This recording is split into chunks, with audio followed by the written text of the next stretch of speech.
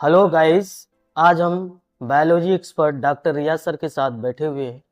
आज हम उनसे नीट के बारे में चर्चा करेंगे। हेलो सर, कैसे हैं आप? ठीक हूँ मैं सर, आप बताइए। बढ़िया है सर। आज हम आपसे ये चर्चा करेंगे कि जो ड्रॉपर के बच्चे हैं वो नीट में उनका सिलेबस अजय जनवरी में ख़त्म हो जाएगा सर। मई में एग्ज़ाम है, तो सिलेबस ख़त्म होने के बाद वो कैसे प्रिपरेशन करे, कैसे रिवाइज करे, उनके लिए कुछ टिप्स बताइए सर। जी बिल्कुल सर, हम इसके बारे में कहना चाहेंगे। ज़्यादातर जो बच्चे होते हैं नीट वाले, उनके अंदर ये कई बार डर रहता है कि अब दिन तो कम बचे हैं, लगभग 3 महीने के आसपास।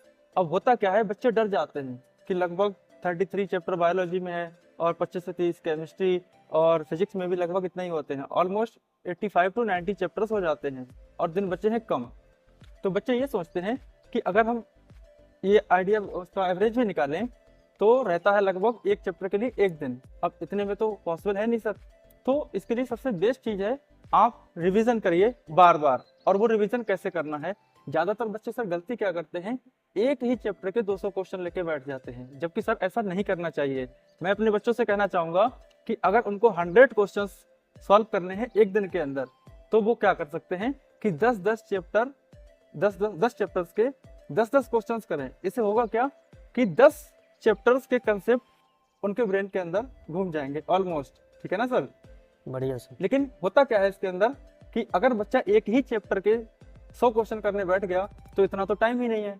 जो चैप्टर के 100 क्वेश्चन आज कर लिए उसका तो नंबर ही 3 महीने बाद आएगा, उससे पहले एग्जाम आ जाएगा। तो ये तरीका सही नहीं है। अब वो टाइम नहीं रहा, अब वो टाइम इतना नहीं बचा है कि हम एक ही चैप्टर के 100 या 200 क्वेश्चन लेकर बैठें।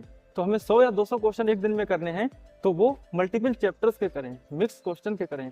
आप ऐसा भी कर सकते हैं, जैसे कि आपको 100 क्वेश्चंस करने हैं, तो आपने एक चैप्टर के 10 क्वेश्चंस किए, तो इस तरह से सर कितने क्वेश्चन निपट जाएंगे, कितने चैप्टर्स, 10 चैप्टर। 10 चैप्टर्स निपट जाएंगे।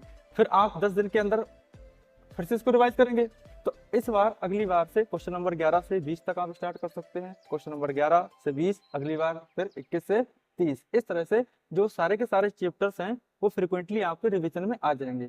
और सबसे बेहतरीन तरीका ये होता है कि आप जो भी टीचर्स ने नोट्स बनवाए हैं आप उनको बार बार देखें, क्योंकि सर नोट्स में ऑलमोस्ट सारे कंसेप्ट होते हैं। क्योंकि टीचर जब ये पढ़ाता है नीट का या जेई का, तो उसको ये पता होती है कि कौन से कंसेप्ट से कहाँ से क्वेश्चंस बन सकते हैं।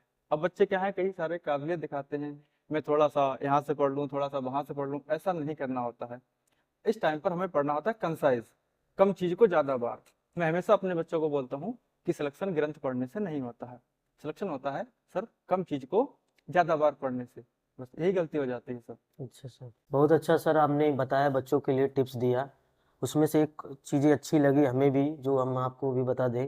जो आपने 10-10 क्वेश्चन के 10 चैप्टर के बारे में बताया, उस बच्चों के लिए ध्यान देने वाली बात है। बच्चे आप ध्यान दीजिए, सर ने बहुत ही अच्छा चीज कॉन्सेप्ट बताया, जिससे आप रिवाइज अच्छे से कर लोगे, जिससे आपका कॉन्सेप्ट बुस्टअप हो जाएगा। तो धन्यवाद सर, बिल्कुल सर। आज के लिए आपने बच्चों के लिए आप ये बताए, अच्छा लिए। तो बच्चों की थैंक यू मदद सर, करूंगा। Thank you. धन्यवाद। ऑल द बेस्ट बच्चों।